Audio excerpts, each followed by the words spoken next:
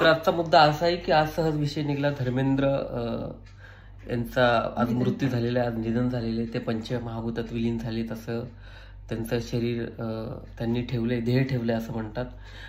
Discussion चालू होतं. येणारा प्रत्येक माणूस जातो, प्रत्येकाला मृत्यू हा अटळ आहे. म्हणजे एका खूप मोठ्या फिलॉसॉफरनी लिहिलेले तुकाराम महाराज बोलत होते, रचलेले ते खचणार आहे, दिसणार आहे ते नाचणार आहे. जेवढे आपल्याला डोळ्याला दिसणाऱ्या वस्तू एक दिवस नाशवंत ते नाश पावणार आहेत. जे रचल्या गेले, ज्या वस्तू बनवल्या गेल्यात, राजमहल, ताजमहल, जे काही जे बनवलेले ते एक ना एक दिवशी ते पडणार आहे, खचणार आहे. पण पुण्यकर्म असतंय किंवा एखाद्याला आपण मदत केली असते, चांगल्या भावना असतात किंवा ईश्वराचं ध्यान असतं, ह्या गोष्टी नाशवंत नाही, त्या कुठेतरी सृष्टीमध्ये तरंगात त्या शेव होत असतात. तर असाच विषय डिस्कशन करता करता आमच्या ह्या ताई मातृतुल्य आम्हाला आहेत, त्यांचा आम्ही खूप सन्मान करतो. त्यांचं माझं डिस्कशन होत असतं ताईंचं. तर सहज विषय निघाला की मग मी बोललो ताईला की तुला आता नेक्स्ट जन्म जर मिळाला तर तुला कुठला जन्म पाहिजे. तर ताईंचं म्हणणं असं आहे की बघू आता, जे ठरवणारे लोक ठरवतील, जो जन्म मला देतील त्या जन्मात मी जाईल. तर आपण ताईंच्या तोंडून ऐकू की त्यांना काय कुठला जन्म ताईला असतात सध्या. असं डिस्कशन आम्ही छान केलं.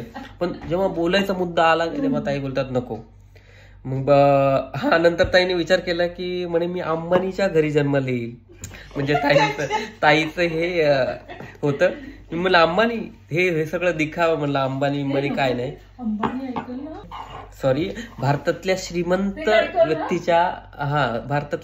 व्यक्तीच्या घरात तिला जन्माला यायचं अशी तिची इच्छा आहे. पण असा विचार नाही केला की याही जन्मातून मुक्त होऊन मी अनंतात विलीन व्हावं.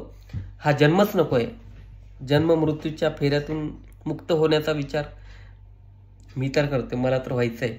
मी प्रयत्न सुद्धा करतोय. मला या जन्म मृत्यूच्या फेऱ्यामधून कायमचं मुक्त व्हायचंय. मला निर्वाण पदाला प्राप्त व्हायचे अशी माझी इच्छा आहे. ते होईल की नाही काय माहिती, पण प्रयत्न तर तो करतोच आहे आपण. त्याच्यासाठी काय प्रयत्न करावं लागतं ते आपण करू. सध्या आता जगण्यासाठी धडपड चालू आहे. नंतर नाही, आत्ताच करायला पाहिजे सगळं. नंतर काही नसतं. म्हणता आयुष्य संपून जाईल. आयुष्याचा भरवसा काय, आज आता कधी उद्या कधीही मरू शकतो. त्यामुळे आपण होता येईल तर होतो लवकर चांगले कर्म, चांगलं काम करण्याचा प्रयत्न केला पाहिजे. अभ्यास केला पाहिजे, विचार केला पाहिजे आयुष्यावरती.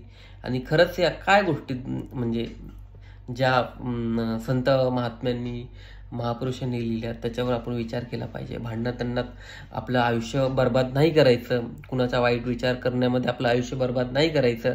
आपण नित्यकर्म चांगले केले पाहिजे, याचाच आपण विचार रोज केला पाहिजे.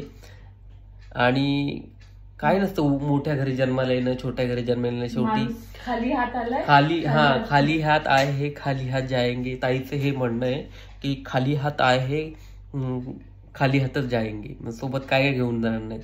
त्यामुळे खूप पैसा कमवण्याच्या नादात पडू नका. जीवन मृत्यूच्या फेऱ्यातून आपण बाहेर कसं पडू, या जीवन चक्रातून आपण मुक्त कसं हो हा आपण विचार केला पाहिजे.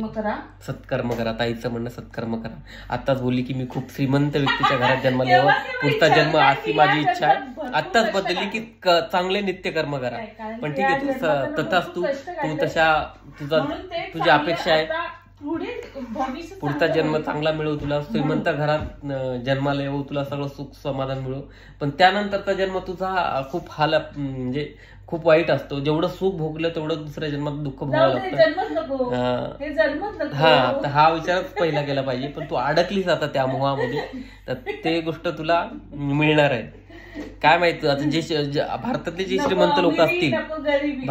श्रीमंत लोक असतील कदाचित हा जन्म त्याला आयुष्य आरामाचा असेल, पण पुढचा जन्म कदाचित कुत्रा, मांजर, डुक्कर असा पण मिळू शकतो. त्याच्या कर्मानुसार असतो. कारण सुख जास्त भोगणं बी चांगली गोष्ट नसती. माणसाला उन्हासावळीसारखं सुख आणि दुःख समप्रमाणात पाहिजे. माणसाला शरीराचं आणि आत्म्याचं भान असावं, बस एवढंच जगण्यामध्ये असावं, बाकी काही नको. कसे वाटले तुम्हाला माझे सुंदर विचार कमेंटमध्ये नक्की कळवा. Thank you so much.